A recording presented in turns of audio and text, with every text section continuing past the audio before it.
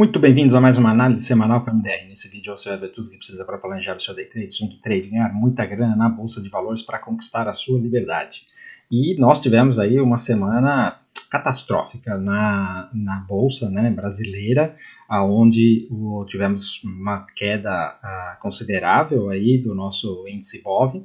E ele está indo em direção aos 120 mil pontos. Fechou ali nos 122 mil, falta só 2 mil pontos. Então, assim, existe uma atração para ele bater os 120 e entrar a força compradora provável. E aí eu vou mostrar para vocês o porquê disso daí. Então, eu ainda acredito que tem mais um pouquinho de queda, mas estamos perto do final. Isso olhando a análise técnica pura. Óbvio que se acontecer alguma catástrofe, mercado americano e tal, isso daí muda, né? Mas as coisas continuando aí do jeito que tá, nós estamos próximos do fundo aí do Ibov, tá? Então essa semana vai ser uma semana bem importante. Com relação ao dólar, tá indo em direção aos 5.300, como a gente esperava, fez aquele pivô de alta, né? Então tivemos uma semana altista, cansamos de falar isso desde que ele bateu lá no 5, estamos falando, olha, isso daí é para cima, isso daí é para cima. E a única coisa que aconteceu foi o mais provável. Não é que nós prevemos o futuro, não. Simplesmente a gente trabalha com probabilidade. A probabilidade era essa, de marcação de fundo e de uma alta, era só uma questão de tempo e foi o que aconteceu. A mesma coisa, os juros também estão para cima, né? Isso falando do mercado brasileiro. Falando do mercado internacional, nós tivemos uma semana interessante também. Na Europa ficou mais ou menos ali sem grandes emoções, mas nos Estados Unidos tivemos bastante emoção. Então, principalmente na sexta-feira, onde nós tivemos notícias, né? E aí tivemos uma queda acentuada, com uma virada para baixo nos 60 minutos, e a expectativa era até o final do dia, era de que o fechamento ia ser bem feio, e nas duas últimas horas do pregão, ele meteu uma alta e acabou fechando com uma barra positiva no dia de sexta-feira, o semanal ainda negativo. Então, nós vamos olhar no gráfico quais são as consequências disso daí. Nós temos a marcação de um topo no S&P 500, mas é um topo mais alto e não necessariamente ele marca uma reversão de tendência. É simplesmente um topo mais alto depois do topo rompido. E aí nós vamos ver o que o gráfico nos fala sobre isso daí. Sobre o Momento Economês de hoje, nós vamos falar sobre inflação. Então, como você deve se preparar sobre inflação para se defender da inflação e o porquê que eu acredito que nós vamos ter um longo período de inflação. Já venho falando mais sobre isso há bastante tempo, né? E como estamos falando de inflação por mais tempo, estamos falando de juros altos por mais tempo, e aí como é que você opera nessa circunstância. Então eu vou mostrar o porquê que eu acredito nisso e o que você deve fazer para se proteger, tá bom? Então, se você está chegando agora e ainda não me conhece, meu nome é Maurício de Roberto, mais conhecido como MDR. Se você curte o conteúdo, já deixa o seu like, se inscreve no canal, se inscreve lá também no Instagram, @mfmoderno, a gente tem live todo dia às 8h15 da manhã. E se quiser saber mais como operar com a gente no método DX, sala ao vivo e acesso à carteira VIP, tem o link na descrição aqui embaixo. Então, turma, olhando aqui o mapa do mundo, nós tivemos aqui a Ásia um pouco mais para baixo, a Europa mais para cima do que para baixo e o Brasil mais vermelhão, né? Já o S&P 500, você vê aqui que tivemos a Microsoft para baixo, mais Apple para cima, Nvidia para cima, a Amazon para baixo, o Google. Então, assim, foi uma semana conturbada, né? Mas a maioria verde do que vermelho. E o VIX, que deu uma assustada aqui ao longo da semana, né? Vindo testar os 15 pontos e fechando aqui abaixo dos 13. Então, continua aqui no fundo. Obviamente, essa volatilidade pode entrar a qualquer momento, mas por enquanto ele mostrou aqui que ainda não é a hora, né? Então esse é o primeiro indicador para dizer que não é provável uma queda muito forte. Provável é manutenção da tendência. Então vamos continuar aqui. Os juros realmente estão para cima, né? Apesar de que nós tivemos aqui um movimento interessante, onde ele tentou subir e deixou uma sombra. Então vamos ver, se essa semana aqui ele conseguir se segurar sem romper esse topo, nós temos a marcação de 1, 2, 3 aqui, um topo mais baixo em relação a esse. Esse sinal seria muito bom para os juros, né? Indo para a Europa, o sinal já não foi tão bom, né? Então nós tivemos aqui a confirmação de um pivô de alta e esses juros na Europa aqui subindo. Então você vê que esse negócio dos juros não está bem resolvido ainda, né? Porque a expectativa é que a Europa cortar os juros antes dos Estados Unidos, mas nós tivemos uma semana de alta aqui, um pivô de alta, e esses juros podem vir testar esse topo aqui na casa dos 3%, o que é uma sinalização ruim do mercado em relação ao que estava se esperando, né? O Reino Unido também aqui não fez o pivô de alta, mas foi uma semana de alta, e o Japão, que é o pior de todos, né? O Japão realmente o juros está subindo bastante, muito por conta da batalha que eles estão tendo lá com o Ien japonês, né? Então vamos até olhar aqui o Ien. Olha só, o Banco Central aqui já faz 4 semanas que não interfere, mas vamos ver o que acontece quando ele bater aqui o 160. E aí eu digo quando ele bater, porque esse negócio aqui é meio inevitável, né? Não tem jeito, o mercado está pressionando para a desvalorização do Ien em relação ao dólar, e aí esse negócio, quando bater aqui no 160, vamos ver o que o BOJ vai fazer, né? Indo agora para o mercado americano, Estados Unidos, o S&P 500. Então nós tivemos aqui, olha só, essa semana que foi peculiar, né? Então nós tínhamos rompido o topo histórico, feito um doji, e aí essa semana aqui estava meio enroscada aqui no meio do caminho. E quando chegou na sexta-feira, ele realmente, quinta e sexta-feira, né? Principalmente, ele realmente veio aqui para baixo. Mas no final da sexta-feira, ele fez uma alta violenta. Então, vamos ver aqui no gráfico diário como é que foi esse movimento. Olha só. Quando você olha ali o semanal, você vê que tem um topo, né? É um topo mais alto, aqui está claro, né? Também no diário. E só que não fica tão claro essa reação aqui da sexta-feira. Então você tem essa linha de tendência aqui desse canal que ele está de alta. Você tem um ativo em topo histórico, né? Porque olha só, está muito próximo aqui do topo, e uma barra muito forte. Então a força compradora que entrou aqui, para ela continuar e romper o topo, é muito fácil, né? E para ilustrar melhor o que aconteceu, eu vou colocar aqui no gráfico de 60 minutos para vocês verem como ele estava aqui virado para baixo, né? Então ele tinha feito esse topo, aí depois um topo mais baixo, e aí olha só, a bandeirinha de baixa aqui, caiu, e a gente estava operando vendido, né? Inclusive essa venda aqui foi bem legal. Eu peguei essa venda toda e eu encerrei o meu dia aqui, né? Quando ele chegou aqui embaixo, eu encerrei aqui no 5.200 e finalizei a semana. Obviamente eu estou 4 horas na frente aqui, então eu sempre encerro antes, né? E aí depois, no final do dia, me mandaram mensagem, falaram, pô, olha só a reação, e olha só o que ele fez aqui nas 2 últimas horas do dia, né? Então, realmente agora, os 60 minutos, ele fica até numa situação, o diário está muito claro que é para cima, né? Os 60 minutos marcou um topo, os 60 minutos não, o semanal marcou um topo, mas numa tendência de alta, né? E os 60 minutos agora, nós temos essa situação, né? Nós temos aqui esses topos e fundos descendentes, e nós temos aqui um pivô de alta, claro, né? Então, o que vai reinar aqui? Isso daqui vai bater aqui e vai descer? Eu acho bem provável. Agora, vai descer para fazer um fundo mais alto e fazer o pivô de alta e ir embora? Ou esse negócio aqui vai reinar aqui essa virada que ele deu e vai descer tudo e perder fundo? Não sei. Como a tendência macro é de alta, né, do semanal, então o mais provável é que ele comece a semana aqui chacoalhando, mas que seja uma semana de alta, né? Então esse é o resumo aqui do S&P 500. E o resto do mercado fez muito parecido, né? Então a Nasdaq, você vê que fez uma barra vermelha aqui, marcou um topo, mas olha, isso aqui pode ser só um pullback no topo rompido, né? Não tem nada de errado aqui nesse gráfico, continua a tendência de alta. Já o Dow Jones teve uma semana de baixa, mas olha só, já deixou uma sombra, aqui você tem uma consolidação, numa tendência de alta, topo histórico, tá tudo bem com esse ativo. O Russell 2000 continua no mesmo patamar aqui, então também deixando sombras aqui para baixo, né?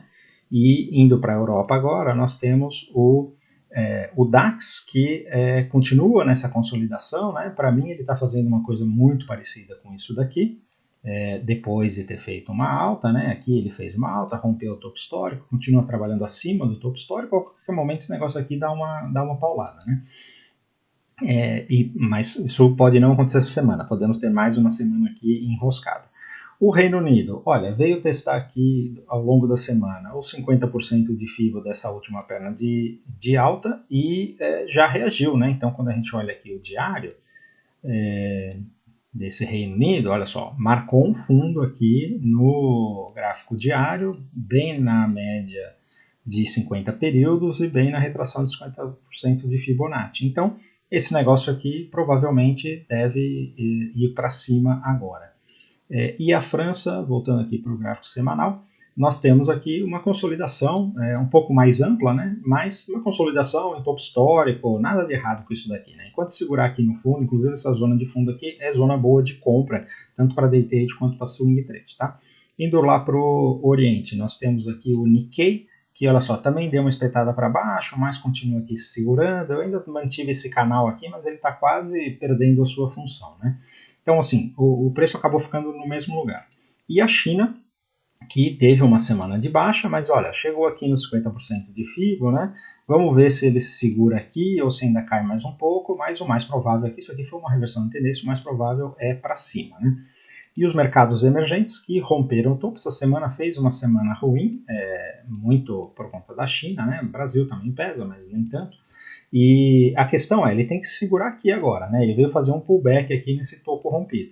Então, se ele se segurar aqui e virar para cima, mantém esse rompimento aqui dos mercados emergentes, tá? O nosso EWZ foi muito feio, então olha só, a gente tinha falado que o destino dele era a região aqui dos 30, fechou aqui nos 29,60, ainda pode ir um pouquinho mais para baixo, principalmente por causa do dólar, que ainda deve chegar lá nos 5,30, né? E o índice ainda tem mais alguma coisa para cair. Então esse EWZ, ele, eu acho que ainda cai mais um pouco essa semana, e agora se ele perder esse fundo aqui, aí ele pode vir até esta região, que seria muito mal, né? Mas esse é o EWZ, não adianta falar muito mais sobre isso.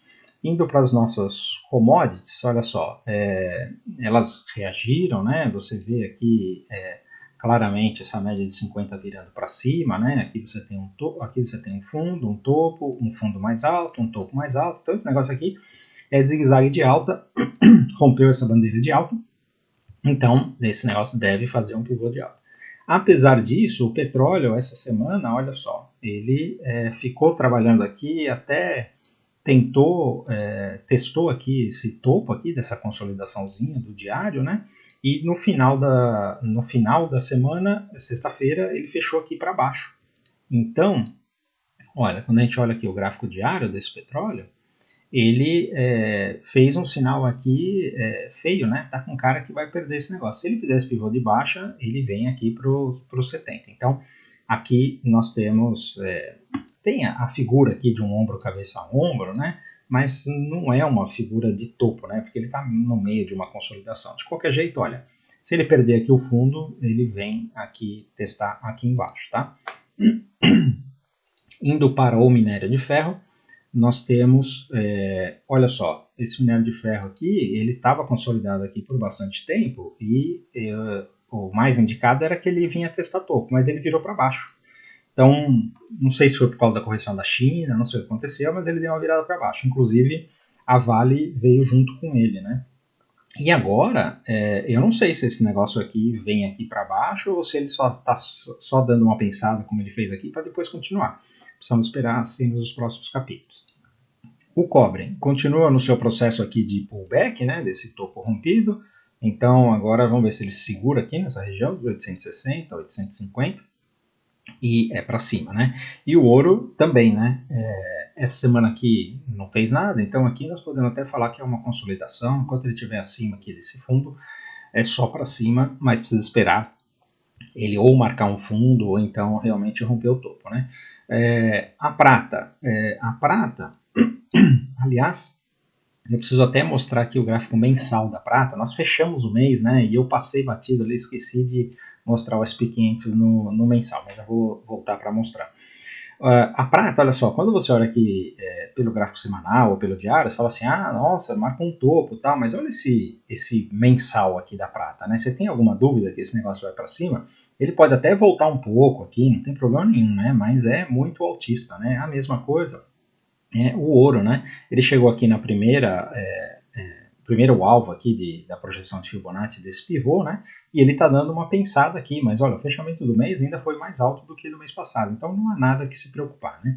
E indo aqui, voltando para o SP500, que eu não mostrei, né? O gráfico mensal, e eu te pergunto se quando você olha o semanal, você tem até alguma dúvida, né? Fala assim, marcou um topo no semanal, tal.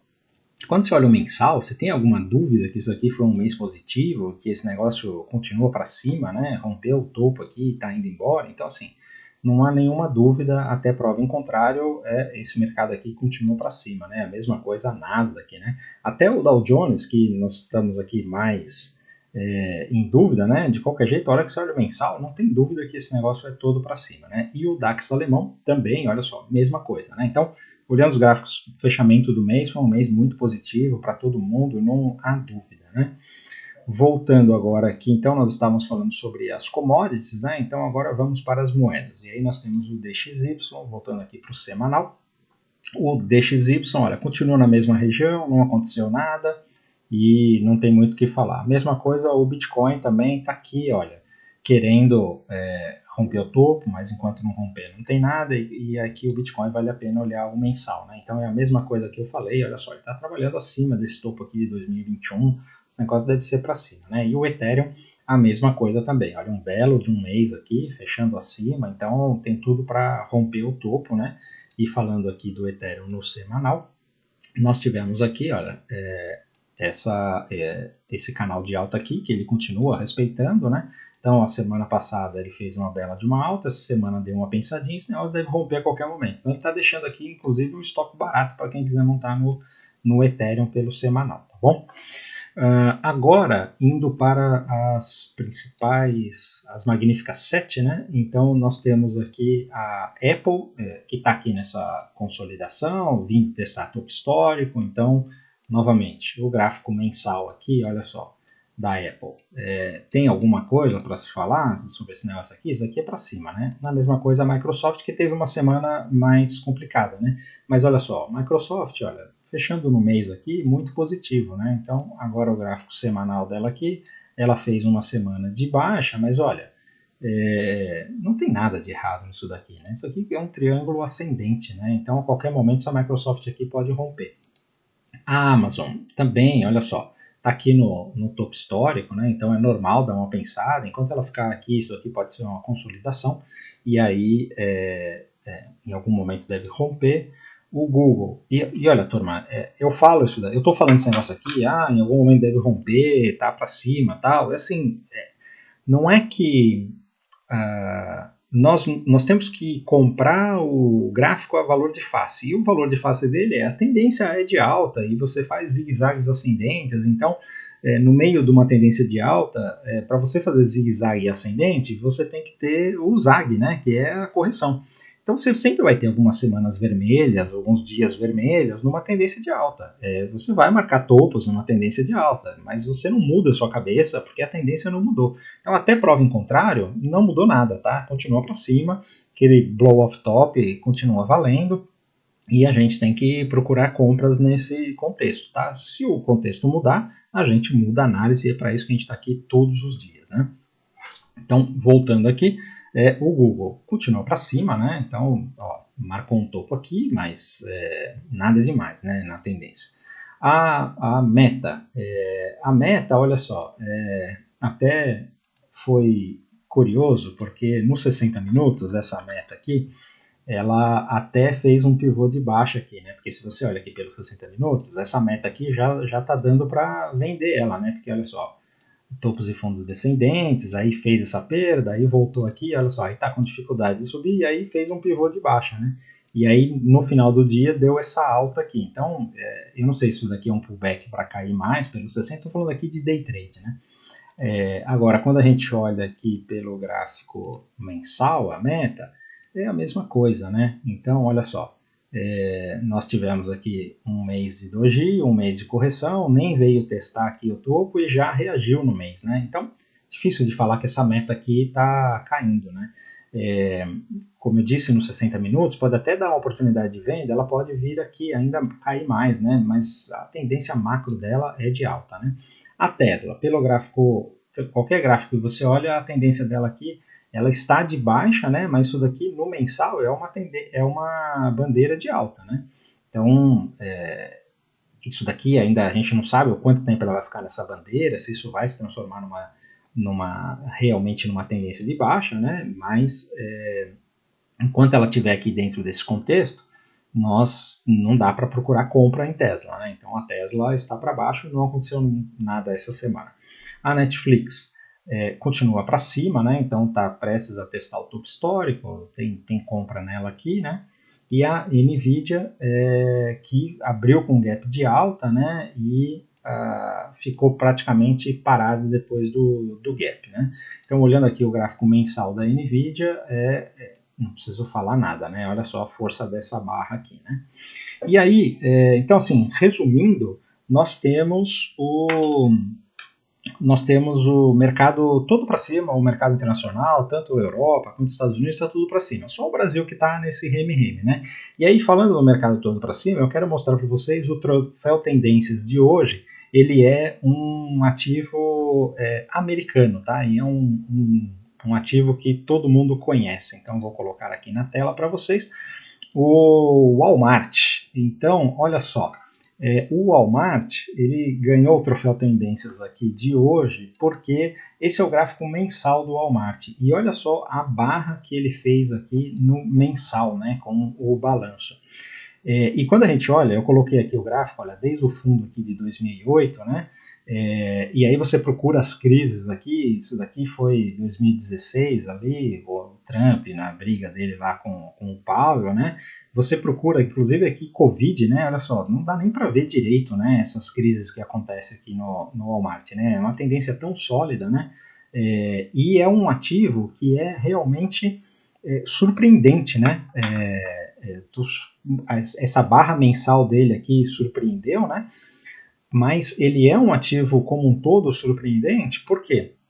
Não sei se vocês sabem, assim, é gigantesco, né? Faturamento gigantesco, uma das maiores empresas do mundo. E o Walmart é tão grande que ele tem mais empregados, ele tem mais ou menos 2,5 milhões de empregados pelo mundo. É a empresa com maior número de empregados no mundo, de funcionários no mundo, né? E o número de funcionários do Walmart é maior do que o exército chinês, para vocês terem uma ideia do como é gigante esse negócio. E é um negócio que é varejo, é apertado, a gente sabe, os varejos do Brasil, como eles têm dificuldade, né? E o Walmart, ele tem uma margem que fica entre 2% e 3% de lucro, ou seja, para cada 100 dólares que ele fatura, sobra 2 e pouco de lucro. Então é um negócio muito apertado, tem que ser muito bem gerido, e é um transatlântico, uma empresa gigantesca, com tudo isso de funcionário, de loja e não sei o quê, e os caras conseguem manter lucratividade, conseguem pagar dividendos, então assim, é uma empresa realmente espetacular, merece o troféu Tendência. E com isso nós encerramos a parte internacional e agora vamos para o Momento Economês, onde nós vamos falar aqui como se preparar para a inflação. E eu estou dizendo isso daqui porque o que eu vou mostrar para vocês indica que nós devemos ter um período inflacionário aí longo, tá? Então, assim, com inflação mais alta, isso não significa hiperinflação, mas inflação mais alta do que nós estávamos acostumados no último período.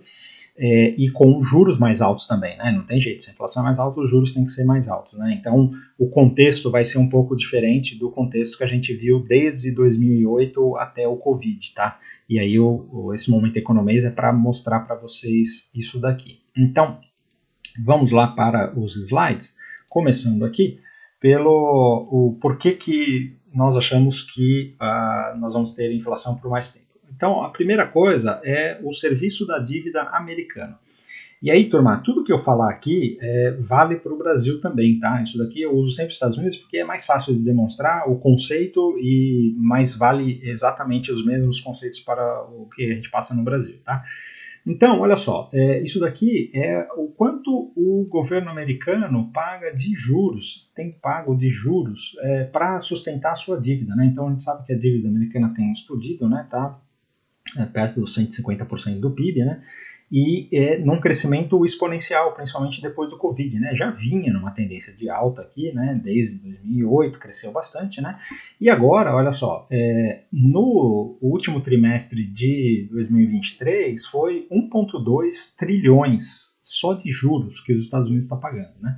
Então esse é um contexto aqui diferente, porque estava acostumado esses países desenvolvidos, Estados Unidos, com juro zero ou juro negativo, então era muito fácil se endividar, porque você praticamente tinha poucos juros para pagar. Então, não era um problema. E agora, com esse contexto de juros mais altos, realmente está machucando e a gente vê aqui essa mudança, né? E a gente fala, isso aqui é só nos Estados Unidos? Não. Essa daqui é o serviço da dívida global. Então, para vocês terem uma ideia, olha só, gastos dos países com pagamentos de dívida e juros.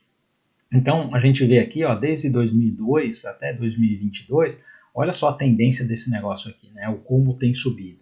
Então, subiu porque aumentou a dívida de todos os países e agora aumentou os juros, então deu uma escalada aqui no final. E aí você olha a divisão aqui por grupos de países, né? Então a gente vê aqui, olha, os países desenvolvidos são esses daqui, olha, subiu aqui também, né? Então estava aqui num patamar, só que nós estamos falando não estamos falando da dívida, nós estamos falando de juros que os governos pagam sobre a dívida, tá? Que geralmente é rolada, né? Aí você tem aqui os países em desenvolvimento, vermelho aqui, países em desenvolvimento fora a China. Então aqui esse grupo aqui entra o Brasil, né? Então olha só, uma tendência de alta também, né? Você vê aqui abrindo uma boca de jacaré aqui, então um aumento de dívida. E quando você vê aqui os países em desenvolvimento total, que é esse amarelo aqui, né? Então você vê realmente essa boca aumentando substancialmente, porque entra a China aqui nesse negócio, e a China tem aumentado a sua dívida, e como o PIB é muito alto, tudo é gigantesco na China, né, então representa bastante.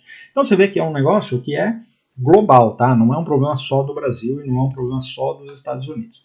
E aí, vamos ver aqui o Brasil, né, o contexto que nós estamos vivendo, né? Então aqui eu procurei informações mais longas, tá? Essa tendência aqui é uma tendência recorrente, tá? Não é uma coisa... Porque aqui foi a única coisa que eu achei, é chato colocar aqui Bolsonaro e Lula, porque fica aparecendo, olha o Bolsonaro, olha o Lula. Não, isso aí tanto faz. Esse negócio aqui é uma tendência de alta, tá? Infelizmente eu não achei um gráfico de longo prazo, por isso que eu sempre faço os conceitos, eu passo para vocês sobre o mercado americano, que é muito mais fácil encontrar dado e para mostrar o exemplo. Quando a gente fala para o Brasil, é um inferno para você encontrar as informações, né? Então, assim, isso daqui, os juros da dívida vem crescendo o pagamento por várias razões, né? Por causa do aumento de endividamento e por causa dos juros. Agora, o contexto de juros do Brasil não é um contexto que é uma novidade, porque o Brasil sempre teve nesse contexto de juros em torno de 10%, já cansei de falar isso daqui. Então, não dá para colocar a culpa no Banco Central de que o juros está alto, tá? É simplesmente o problema do Brasil é o aumento da dívida, né? Então, voltando aqui para o conceito, né, e para os Estados Unidos, nós temos aqui uma tendência preocupante, né? Então, falando sobre o conceito do... Isso aqui é um exemplo dos Estados Unidos, mas isso aqui vale como o conceito para tudo, né? Então, nós temos aqui, olha, essa linha aqui que seria o 0 a 0, né? Então, o governo deveria fechar as contas no 0 a 0. E aí, o que ele tem aqui de receita são os impostos, né? Então, entra essa grana aqui de impostos, aí ele deveria gastar só até aqui, né? Só que o que ele faz? Ele gasta mais, né? Então, passa para esse lado aqui de cima. E aí isso daqui gera um déficit, né? Então, esse déficit vermelho aqui é o quanto ele tem que resolver de alguma forma, ou criando novas dívidas, né? Imprimindo novas dívidas ou imprimindo dinheiro, né? E aí você tem aqui a consequência disso, esses juros que estão sendo pagos aqui, 1,2 trilhões de juros no mercado americano neste momento, né? E a tendência é de alta. Por quê? Porque quando você vê aqui, olha, isso daqui é a quantidade de receita do governo americano. Então, o que acontece? Você vê que não é um problema, e essa é a mesma coisa que a gente fala do Brasil, não é um problema de aumento de receita, né? Ou seja, o governo americano, ele arrecada de impostos aqui 4,5 trilhões de dólares, né? O PIB dos Estados Unidos 26, 27 trilhões, né? E ele fica aqui com 4,5 trilhões de impostos, né? E ele está pagando aqui, neste momento, 1,2 trilhões, isso daqui está aumentando, tá? Mês a mês. Então, assim, cada vez o juros está comendo mais da receita do governo. E lembrando, esse 4,5 trilhões é aquilo que é para pagar conta, né? É para pagar salário, é para pagar as despesas do governo. E a gente vê a mesma coisa no governo brasileiro quando a gente vê a diferença entre quando a gente fala de déficit primário, é sem o pagamento dos juros. E quando você fala de déficit nominal, aí é com o pagamento de juros. E aí nós vamos ver isso daqui um pouco mais para frente. Então, mesmo com a receita do governo aumentando significativamente, ele ainda continua fazendo água, né? Ainda continua com déficit. Então, isso não é uma exclusividade do Brasil. E aí, a dívida em percentual do PIB, quando a gente vê aqui no governo americano, você vê aqui, olha, na Guerra Civil, uma curiosidade que o governo americano, quando ele foi constituído, né, não sei se vocês sabem, mas começou lá com os 13 estados, né, nem tinha, a América ainda tinha lá a Louisiana francesa, né, e a parte espanhola lá do oeste, e aí naquele momento a revolta, a independência foi porque eles não queriam pagar imposto de selo e imposto do chá para os ingleses, né, como colônia. E aí declararam a independência, e aí, obviamente, na declaração de independência não tem imposto de renda. Então não tinha imposto de renda nos Estados Unidos, né? Obviamente tinha algumas taxas, alguns impostos ali para sustentar o governo, mas não tinha imposto de renda. E aí, quando chegou aqui a Guerra Civil, aí precisava financiar a guerra. Então, eles chegaram e falaram assim, então vamos colocar um imposto para financiar a guerra, mas depois a gente tira. E aí, obviamente, subiu o déficit, né, porque para financiar a guerra você gasta muito dinheiro e tal, e aí o que acontece com os impostos? Eles foram conseguindo arrecadar novamente, aí reduz o imposto, aí depois entra a Primeira Guerra, a Segunda Guerra, e hoje nos Estados Unidos você chega a pagar até 50% de imposto de renda, como em todos os países desenvolvidos, né? Infelizmente, assim como aqui em Portugal também, o teto é 48%, né? E então você vê essa situação aqui, aonde você tem períodos que o governo se endivida e depois ele vai se desalavancar, né? Então, Guerra Civil, aí depois Primeira Guerra, aí desalavancou, aí depois Segunda Guerra Mundial. E nesses períodos de guerra acontece um monte de coisa. Então não tinha imposto de renda, aí coloca o imposto de renda. Aí, agora eu não lembro se foi na Primeira Guerra ou na Segunda Guerra Mundial, acho que foi na Primeira, que eles confiscaram todo o ouro. Então você tinha uma lei que você não podia ter ouro, então você tinha que entregar o seu ouro para o governo. Lógico que o governo comprava, né, te dava dinheiro, mas você trocava dinheiro pelo ouro que você tinha, que era garantia, né, de valor. E assim por diante. Então, um monte de autoritarismos que foram feitos pelos governos, né? E aqui estou dando exemplo dos Estados Unidos, mas na Inglaterra foi a mesma coisa, na Alemanha não preciso nem falar, né? E essas coisas vão acontecendo ao longo do tempo. Então, o que aconteceu? Na Segunda Guerra Mundial, chegou aqui num patamar de dívida em torno de um pouco mais de 100% do PIB. E aí eles precisou pagar essa dívida, né? Então ele se desalavancou aqui até os anos 80. E aí, eu não sei se quem assiste aqui o canal sabe o que aconteceu lá no final dos anos 60 até os anos 80. Não foi uma hiperinflação, mas foi uma inflação muito grande nos Estados Unidos, né? Mas essa inflação foi uma questão que veio crescendo ao longo do tempo, né? E aí é que entra a jogada. Por que a inflação é importante para o governo? Porque ela desalavanca a dívida do governo, né? Então, o que acontece? Qual que é o mecanismo? Imagina o seguinte, você tem uma receita que é um percentual do PIB, no caso, os impostos. O PIB, se você tem inflação, o PIB nominalmente ele sobe, né? Então, se você tem a inflação de 10% ao ano, independente de qualquer coisa, o PIB vai subir 10%. Ainda em cima disso você tem o crescimento normal do PIB, que é, sei lá, 2%, depende do país. Então, você tem um aumento de receita, porque você pega sempre um percentual daquela receita que aumentou. E a sua dívida, ela é na sua moeda, né? Então, assim, você tem uma dívida ali que, no caso do governo americano, no momento, está mais de 30 trilhões, né? Então, 35 trilhões, vamos dizer. E um PIB ali de 27, 28 trilhões, né? Então, o que acontece? Essa dívida de 35 trilhões, se você tiver um aumento de PIB, ele vai crescendo o seu faturamento, né? Porque a sua receita com impostos ela vai subindo, e aquela dívida, se você pagar os juros, ela permanece, e não tiver déficit, né? Ela permanece estável. Então, a própria inflação ela vai comendo a sua dívida e você tem essa desalavancagem que a gente vê aqui nesses gráficos. Então, isso é uma coisa que acontece frequentemente, tá? Os governos fazem isso e é um mecanismo que se autossustenta. Porque chega num momento que você não consegue mais pagar a dívida, você não consegue mais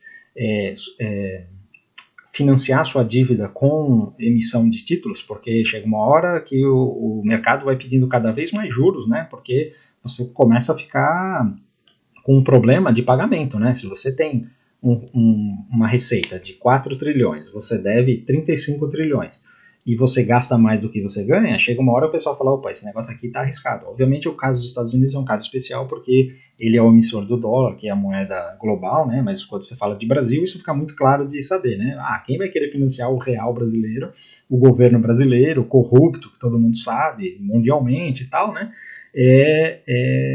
Com uma situação dessa de dívida crescendo, déficit onde você gasta mais do que ganha, então chega uma hora que o pessoal fala assim, não quero mais comprar título de dívida. Aí qual é a alternativa que o governo tem? É imprimir dinheiro. Quando você imprime dinheiro, você obviamente desvaloriza o seu dinheiro, porque você tem a mesma quantidade de mercadoria que está sendo produzida, dividida por uma quantidade de dinheiro muito maior, então o dinheiro vale menos. Então, você acaba alimentando essa inflação.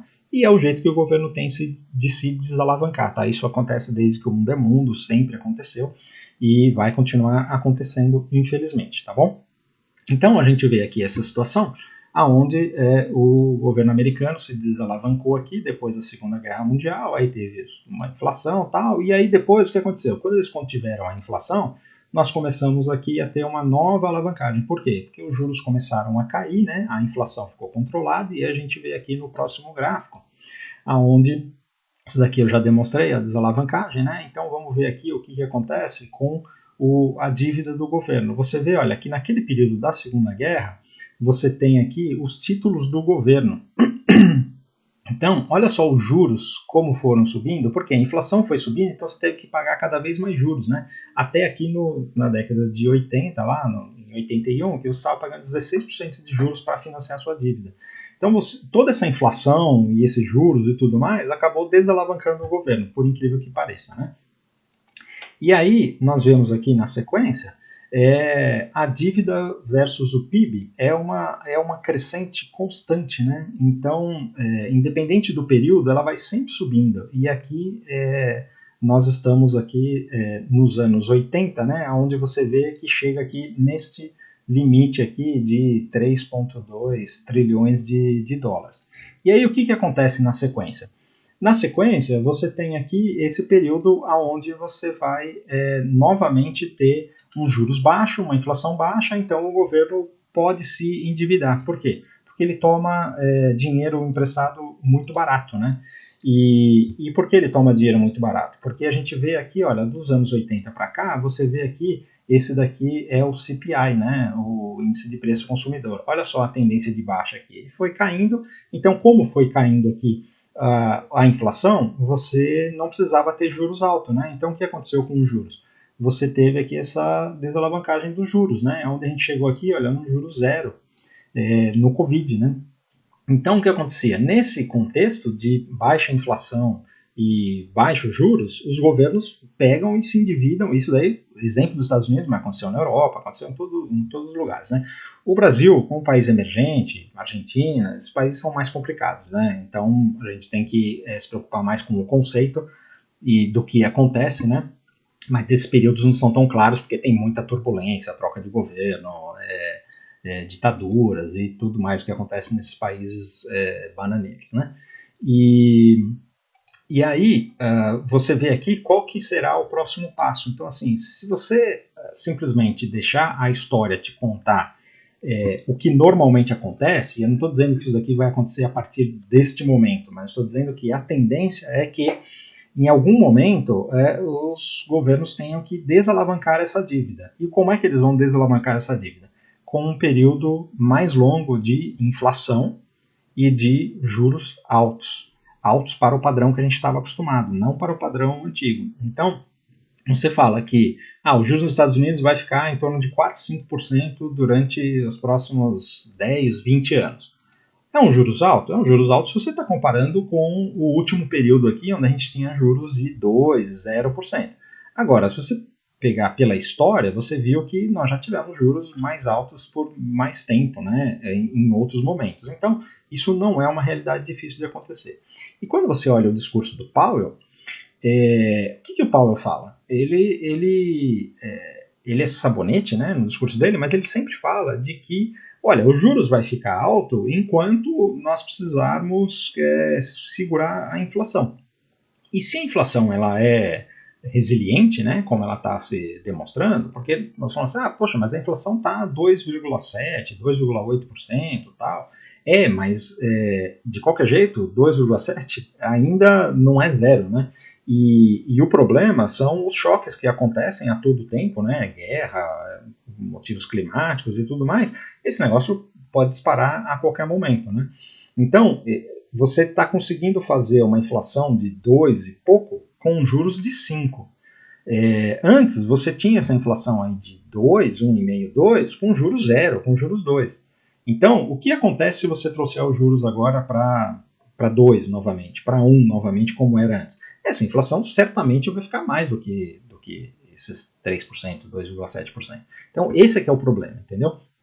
E esse problema vem por causa daqueles gráficos que eu mostrei antes, da quantidade de endividamento do governo, do déficit fiscal e blá blá blá, né? Então, estou falando dos Estados Unidos, né? E o Brasil não é diferente. Então, o que acontece? Quando a gente olha aqui, provavelmente o Fed está se preparando para imprimir muitos dólares. Por quê? Se ele vai ter que manter os juros um pouco mais altos e a inflação dificilmente vai voltar para o patamar normal, e é isso, porque muita gente, o pessoal que não entende, fica com muita... E é muito comum você ver esse tipo de discussão no Twitter aí e tal, né? O pessoal metendo a boca no Campos Neto. Por que ele não abaixa os juros? A inflação já está em 3,5%, 3,7%, e o juros está 10% e tal. Isso aí é quem não entende de economia que fala, porque a pergunta que você se faz a inflação está ali, perto dos 4, com esses juros de 10. E se os juros tivesse 7? E se os juros tivesse 6? Para onde que iria a inflação? Esse é que é o problema, entendeu? Porque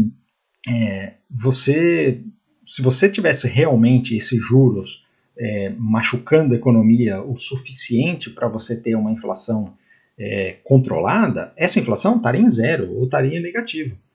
E por que você vê que esse negócio ainda não chegou no limite? Porque você vê que o desemprego, por exemplo, no Brasil, o desemprego continua caindo. O PIB continua subindo. Os Estados Unidos, a mesma coisa, o PIB continua subindo e o desemprego continua lá embaixo. Então, isso significa que, por incrível que pareça, apesar dos juros estarem altos, tanto no Brasil quanto nos Estados Unidos, ainda não machucou a economia o suficiente. E os bancos centrais, eles sempre são reativos, eles não vão atuar antes do negócio acontecer. Se a gente tiver uma disparada do desemprego, aí sim eles vão atuar. Mas antes de cair os juros com muita intensidade, eles vão atuar injetando dinheiro na economia. E aí vai ser impressão de dólar. Vai ser voucher, ajuda às empresas, que nem a gente viu no Covid, tá? Essa receita aí já tá bem determinada, né? Então a gente vê aqui que o que o Banco Central está fazendo, isso daqui é o balanço do Banco Central, tá? Ele está desalavancando aqui, porque ele chegou aqui perto dos 9 trilhões de dólares no balanço, né? E agora ele já está com 7.300. Ele está criando espaço aqui, e o que ele está fazendo? Ele está pagando dívida, né? Ele criou dívida durante o Covid, aí agora ele está pagando dívida. Ele está criando espaço aqui porque ele sabe que ele não vai poder baixar juros com muita intensidade. E o que ele vai fazer? Ele vai injetar dinheiro na economia a hora que as coisas começarem a quebrar, tipo o desemprego começar a subir e tal, tá? Então essa daqui é a provável receita do governo americano. E aí nós temos que lembrar que o governo americano é o que conduz o mundo, né? Então, assim, o que o Fed faz, ele impacta o mundo inteiro, e principalmente o Brasil, né?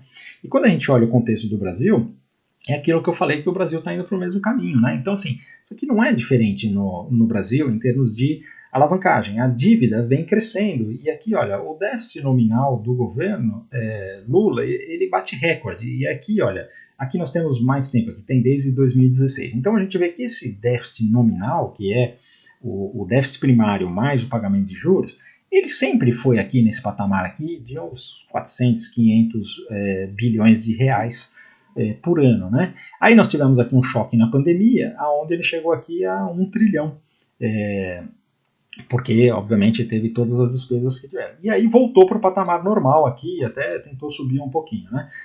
E aí o que aconteceu? Em 1 ano e meio de governo, não chegou nem 1 ano e meio do governo Lula, nós já estamos novamente aqui no patamar do Covid, em termos de despesa. Por quê? Por causa do jeito que o governo Lula vê a economia, né? Então eles acham que o governo é indutor do crescimento, então precisa gastar mais, e que isso daí vai gerar crescimento, blá blá blá, e aí a consequência está aí, tá? Então, quando você olha esse contexto todo, tudo que eu expliquei sobre os Estados Unidos provavelmente acontece no Brasil. Só que qual que é o agravante do Brasil? Todas as commodities são cotadas em dólar. Então, quando você fala da inflação do Brasil, você tem a inflação do Brasil da impressão de moedas de real. Em cima disso, você tem que colocar a inflação americana da impressão de moedas em dólar. Então, sempre você vai ter a inflação brasileira, você vai ter, vamos supor, se a inflação americana é 3 e a inflação brasileira é mais 3, você vai ter uns 6, mais ou menos, no frigir dos ovos. Porque o comércio é todo em dólar, né? Graças a Deus o Brasil ainda tem uma balança comercial positiva, então isso ajuda um pouquinho. Mas de qualquer jeito, assim, só para vocês entenderem, tudo sobe em dólar, todas as commodities sobem em dólar. Se o dólar vale menos, então a commodity foi inflacionada. E a gente aqui tem o real desvalorizado em relação ao dólar, então você tem essa inflação multiplicada. Então por isso que a inflação do Brasil ela sempre vai ser em cima da inflação americana. Isso não é uma exclusividade do Brasil, isso é no mundo inteiro, tá? Todos os países têm esse problema. Então, resumindo, esse contexto, o que nós temos? O que fazer nesse contexto? Então, 3 coisas que eu vou falar para vocês, tá? Para vocês tentarem se organizar para lidar com esse contexto aí de juros mais altos, inflação mais alta por um bom tempo. Talvez a gente fale de década, né? Primeira coisa, priorizar dívidas com juros fixos. Eu sei que no Brasil isso daí é difícil, né? Mas mais próximo do juro fixo que você conseguir é melhor. E muito cuidado com dívidas com juros variáveis, porque se você tiver, por exemplo, uma recessão, o problema é o seguinte, você pode estar conseguindo pagar sua dívida agora, mas se tiver uma recessão, você perdeu o emprego, ou sua renda for comida pela inflação, e os juros continuarem subindo, né, ou num patamar alto, você vai ter muita dificuldade de pagar essas dívidas. Então, cuidado com dívidas com juros variáveis, tá? Tente escapar delas nesse período. Segunda coisa, foco em fontes de renda variável. Então, se você é um empregado que você tem lá um salário, obviamente, o Brasil tem uma economia indexada, né? Então, assim, você tem alguns reajustes, mas é sempre a negociação no final do ano e do sindicato, nunca consegue fazer frente à inflação. Então, se você, por exemplo, trabalha em área comercial, né, com vendas, a comissão ela é sempre percentual, aí é a mesma coisa que o imposto, né? Então, se você cresceu o valor das coisas, você vai continuar crescendo o valor da sua comissão e então você vai conseguir se defender desse negócio. Então, tudo que você tiver de renda que for atrelado ao aumento de preços, vale a pena. Então, tem isso daí em mente. Se você não tem alternativa e você trabalha num emprego que é salário fixo, não tem jeito, procure alguma coisa para você fazer em paralelo para tentar se defender da inflação, tá? Isso daí é muito importante. E, em terceiro, aprender a investir. Então, esses momentos, quando você tem inflação, as coisas sobem e o preço das empresas sobe e a bolsa tende a subir exponencialmente. Então, se você souber investir e conseguir se aproveitar disso, você vai conseguir ganhar bastante dinheiro e você vai conseguir ganhar mais dinheiro do que a inflação, tá? Então, você precisa saber investir. E aí, para isso, nós estamos aqui no Método DX, ensinando para vocês todo dia o como investir, aqui no YouTube, todos os dias com abertura de mercado, esse vídeo semanal, lá no Instagram com abertura de mercado também, todo dia às 8h15 da manhã. O pessoal que está já no Método DX tem acesso ao Hotmart todo o conteúdo e o acesso à carteira VIP, onde nós tivemos no ano passado uma rentabilidade aí de mais de 60%, tá bom? Então é isso aí, turma. Agora vamos para o Brasil. Então aqui, como nós fechamos o mês de maio, né, vamos começar aqui pelo DI, aqui no Brasil, E aí nós podemos ver aqui que nós tivemos um maio aqui para cima, né? Então eu acho muito difícil dos juros cair. Ele pode até ficar aqui nesse patamar, tá? Os DIs, mas é bem possível que ele faça esse pivô de alta por conta de tudo que a gente acabou de falar, né? Então, quando a gente olha aqui o semanal, olha só, ele está com muita cara aqui essa semana, ele até tentou cair, mas acabou fechando aqui mais ou menos no mesmo lugar, então assim, com esse pivô de alta, né? Então, esse DI aqui está com toda a cara que é para cima. Olhando aqui o IPOV, olha, nós tivemos um mês muito feio, né? Então, ele caiu aqui 3% no mês, continua aqui nessa banderola, e aqui está com toda a cara que vai vir aqui no 120, como eu falei, fechou aqui no 122, né? Então, quando a gente olha aqui o gráfico semanal, ele é, inclusive, mais feio, né? Nós tivemos uma semana aqui, 2 semanas aqui, vindo testar aqui o fundo desse canal. Agora, o que eu tenho para dizer para vocês? Eu vou te falar o que eu acho que vai acontecer e como é que está o meu plano de operação. Eu acho que a gente ainda deve dar uma espetada aqui até os 120 mil, tem uma boa chance de dar uma espetada aqui, tem uma atração para esses 120 mil. Agora, esta região aqui já é uma região onde deve entrar força compradora, tá? O mercado brasileiro realmente está barato, ele já corrigiu bastante tempo, né? Então, assim, essa região aqui é uma região onde todo mundo está de olho para comprar. Então, boas empresas provavelmente vão ser compradas. Então, eu não me surpreenderia com uma reação nessa região aqui. E uma coisa que eu quero mostrar para vocês é o seguinte, olha só, olhando aqui pelo gráfico mensal, o IFR, IFR2, que é um IFR bem rápido, né? Você vê que ele vem aqui nessa região aqui do fundo, nós já estamos aqui com o IFR2 aqui abaixo dos 10 pontos, né? E aqui próximo dessa região aqui de suporte. Então, isso pelo gráfico mensal. Então, a gente vê aqui, olha só, quando ele chegou aqui, pode ver, ele estava caindo aqui também, bem desesperançoso, né? E aí ele fez essa reação. A mesma coisa aqui, olha, fez esse fundo. Aqui, olha só, tinha perdido esse fundo aqui, realmente com pouca esperança, né? E aí ele reagiu. E assim por diante, né? Então aqui, ó, também fez esses 2 meses aqui para baixo, aqui reagiu. Então, assim, eu acredito que aqui é uma região onde ele pode fazer uma reação, tá bom? O contexto é bom para a reação. E aí, tendo isso daqui em mente, você não pode querer operar antes da hora. Então, quando você vê esse índice aqui, que ele está nessa tendência de baixa, nesse canal de baixa, não tem nenhum sinal de compra, né? Então, você vai fazer o quê? Eu vou esperar, eu tenho esperança de que ele venha bater aqui, no caso do índice, nós estamos falando aqui de 119 mil pontos, né? Ele está aqui em 122.700 e tal.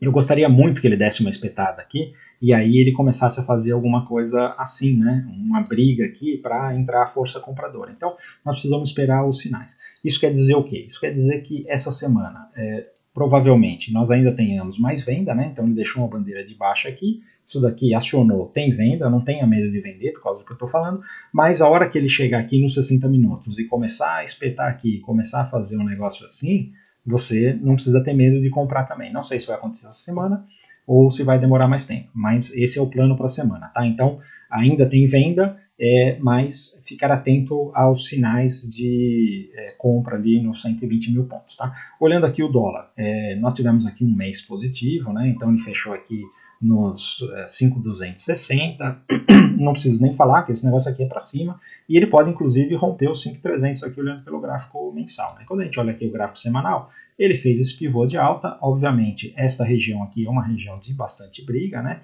Entre 5.300 e 5.400, não duvide que ele vem aqui até os 5.400, tá? O dólar agora abriu uma porteira, né? Indo para as small caps, nós temos aqui a small caps, olha só, temos mais venda aqui nela, né? Falamos de venda, então isso daqui ainda pode descer até aqui, né? Ainda está pesado o mercado.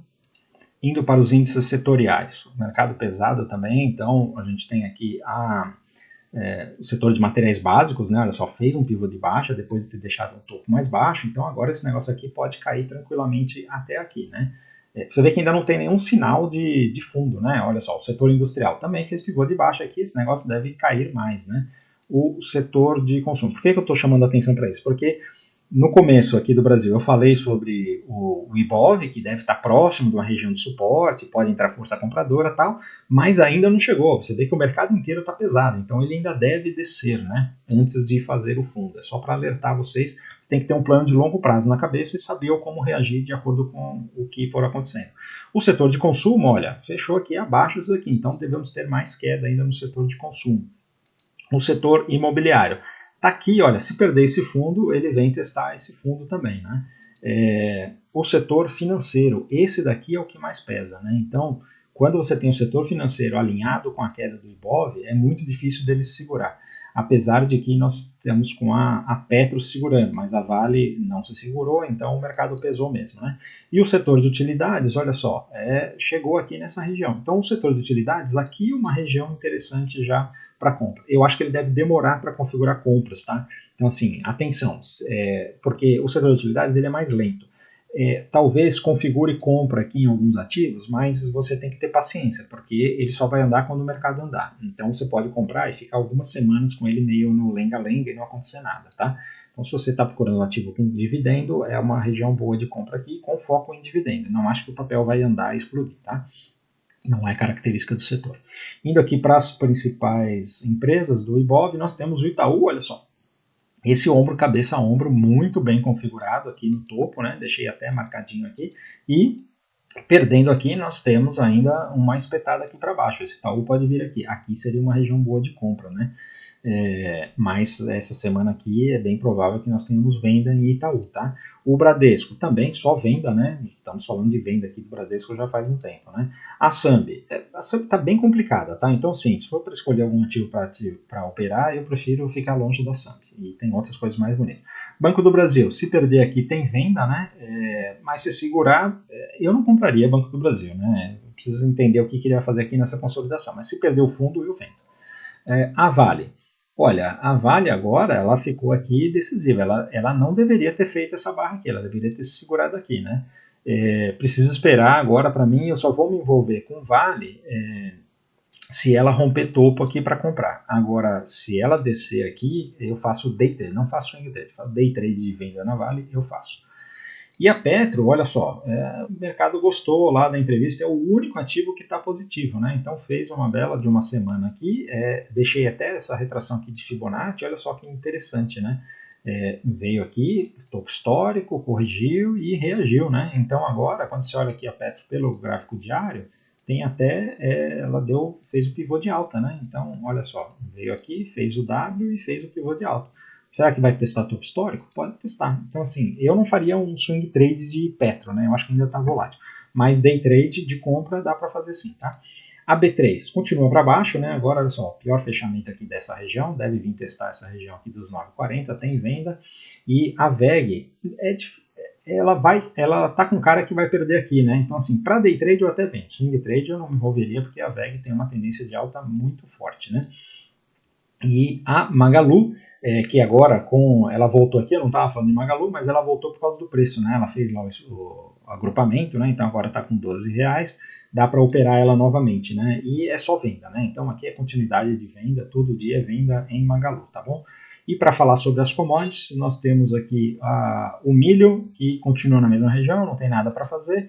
O boi tá louco para perder aqui, olha, se o boi perder aqui, realmente agora ele abre as portas para venda, tá? E a soja não foi uma semana legal aqui, né? Aqui quando ela rompeu aqui, eu tinha expectativas que ela fosse para cima, mas fez uma semana ruim. Se alguém comprou essa soja aqui, aperta o stop, porque esse negócio aqui pode vir testar fundo, né? E o café que chegou aqui nesse alvo, né, dessa compra, né, maravilhoso, né, fiz essa compra aqui, chegou aqui no alvo, agora precisa esperar ele romper, né, então agora compra em café só se fizer pivô de alta, tá bom? Então, turma, era isso aí que eu queria falar, espero ter ajudado, espero que vocês tenham gostado. Se você curtiu o conteúdo, antes de ir embora, deixe o seu like e se ainda não é inscrito, considere se inscrever no canal, é importante pra gente. Escreve lá também no Instagram, @mfmodé, live todo dia às 8h15 da manhã. E se quiser operar junto com a gente todo dia na nossa sala ao vivo, o método 10x, tem o link na descrição aqui embaixo, onde a gente mostra todo dia ali as entradas da carteira VIP, tá bom? Valeu, um abraço.